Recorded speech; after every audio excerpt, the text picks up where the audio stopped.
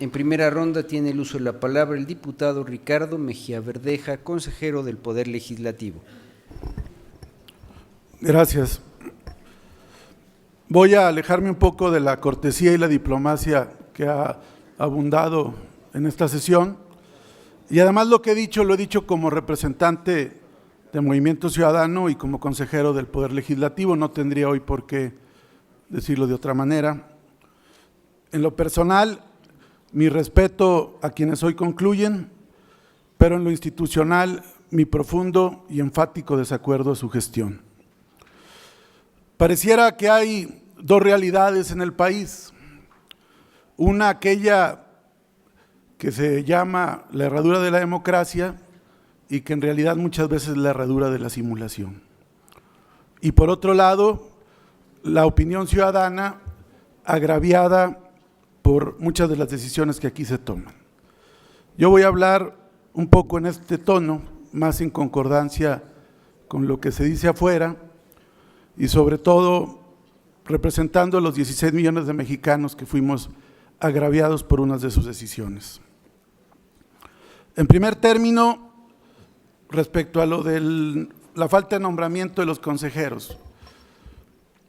Desde febrero se emitió la convocatoria para renovar el asiento del consejero Sergio García Ramírez y a través de una serie de dilaciones no se nombró, incluso tuvo el propio PRI que promover un juicio de protección de los derechos ciudadanos, emulando aquel que hiciera Jaime Cárdenas Gracia, y el tribunal le dio la razón y el mandato era muy claro: nómbrese al consejero electoral faltante, pero con una serie de subterfugios legales se fue postergando y finalmente se desacató la resolución del tribunal. Nosotros cuestionamos, criticamos las resoluciones del tribunal, pero las acatamos, y aquí simple y sencillamente lo que hizo la Cámara es darle la vuelta, concluir anticipadamente un proceso de renovación de un consejero y desacatar lisa y llanamente una resolución judicial. Esperemos a ver ahora qué contesta el tribunal, pero finalmente había incluso 2 incidentes de inejecución, hubo reiterados requerimientos, pero finalmente no se nombró al consejero y ahora va a nombrarse junto con los 3 que hoy salen y el consejero presidente. Definitivamente que nosotros estamos en contra del reparto faccioso y de cuotas en los asientos del Consejo General.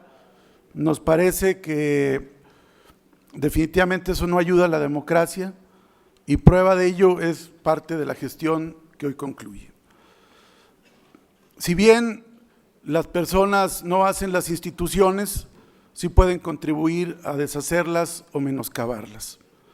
Y en nuestra opinión, el IFE pasó de ser una institución ciudadanizada que contribuyó a empezar la transición a la democracia y ha venido hoy a devaluarse y en parte de los argumentos, al menos de parte nuestra, cuando sostenemos la necesidad de un Instituto Nacional Electoral, no es porque estemos totalmente de acuerdo en lo que ha sido el IFE, sino porque creemos que se tiene que crear algo nuevo para las elecciones en el país que atienda lo federal y lo local.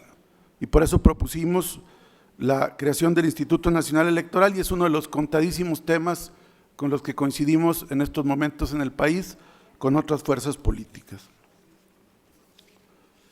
Esta ocasión sin duda es también un momento de reflexión, sobre todo si queremos reencauzar el papel del órgano garante de la democracia en el país y evitar que sea parte de la restauración autoritaria y conservadora que estamos viviendo. Hoy concluye el proceso del primer bloque que fueron nombrados en 2008 y no podemos dejar de mencionar que la renovación de lo que era el anterior Consejo General Electoral tuvo que ver con el creciente malestar por los resultados de la elección del 2006. La embestida de las campañas de propaganda negra contra el candidato presidencial de las izquierdas y la operación de todo el aparato gubernamental en su contra fue parte de lo que se le cuestionó al anterior Instituto Federal Electoral, y ello tuvo que desembocar en una reforma electoral para poder restaurar la manchada democracia mexicana, y precisamente de esa renovación resultó el actual Consejo General, del cual hoy dejan de ser parte 3 consejeros, una consejera dentro de ellos y el consejero presidente. Lo cierto es que en nuestra opinión este ideal de que con la renovación podría haber un restablecimiento pleno de la democracia en el país no fue tal. Las elecciones del 2012 tuvieron otros mecanismos sofisticados de fraude electoral, la mercantilización de la política, el lavado y la triangulación de dinero, el papel faccioso y parcial de la unidad de fiscalización, y todo ello, en nuestra opinión, demeritó a este Consejo General y aquel ideal de que con la salida del anterior consejo que presidía Luis Carlos Ugalde iba a traer un nuevo tiempo democrático en el país. No fue así. En la historia de este Consejo General quedará grabada la ignominia del caso Monex, que con desfachatez se reconoció como un mecanismo de triangulación electrónica de recursos ilegales hacia la campaña del candidato presidencial, pero que fue desechada en una multa que sigue gravitando en el imaginario colectivo, y es parte de que finalmente haya renunciado Sergio García Ramírez y que hoy ese asiento esté desocupado. También nos parece que este Consejo General queda marcado por la ceguera con la que se manejaron frente a las evidencias de derroche de recursos del candidato presidencial Enrique Peña Nieto. No hacía falta avanzar más de 2 o 3 kilómetros a la redonda para darse cuenta del cúmulo inusitado de espectaculares, del gasto desmedido, y sin embargo la unidad de fiscalización determinó que había que felicitarlo incluso por su buen manejo financiero. Y en cambio, a la coalición más austera se le han venido con saña cargando un cúmulo de multas y gastos, evidentemente no solo con el afán de causarle un quebranto económico, sino también para frenar su viabilidad política. A este consejo se le recordará también por el PRI-rateo, el prorrateo a modo del PRI, con una fórmula marcadamente inconstitucional e inequitativa que tendrá que ser resuelta por el Tribunal Electoral en breve tiempo. No solo eso, también la opacidad. Está pendiente todavía el tema del edificio de Acoxpa, está pendiente lo que dijo mi compañero consejero, en este caso representante del Partido del Trabajo, sobre el estudio de Deloitte, que sé que aquí les causa urticaria a varios, pero es una realidad. Ahí es un documento que trascendió públicamente, y me parece que más que caer en un ejercicio ahí de coartar la libertad de expresión y ver dónde salió la filtración, pues se tiene que atender. El IFE no puede estar al margen de la transparencia.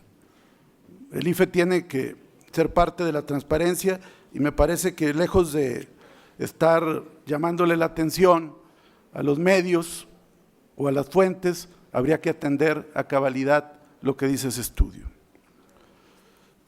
Para gran parte de la ciudadanía, este IFE es corresponsable de la restauración autoritaria en el poder y ha contribuido, junto con el anterior que presidió Luis Carlos Ugalde, a bloquear el arribo de las fuerzas progresistas y de izquierda a la presidencia de la República. Y todo esto en un contexto ominoso de restauración, donde vemos mayor inseguridad, mayor crisis económica en el país, que envuelven los tiempos escandalosos del déficit descomunal. Y no decimos que el IFE tiene la culpa, evidentemente, pero sin duda el IFE es parte de este esquema de restauración. Hoy que concluye este periodo, creemos que la solución no es solamente la designación de nuevos consejeros, repitiendo la fórmula del reparto de cuotas partidistas. Creemos que tiene que haber algo nuevo. Doctor Leonardo Valdés, se puede actuar con impunidad electoral y ser aplaudidos en los círculos del poder presidencial y las nomenclaturas partidistas, pero no hay impunidad frente a la historia y el pueblo de México. Usted traicionó la democracia. En primera ronda tiene el uso de la palabra el consejero electoral Marco Antonio Baños Martínez.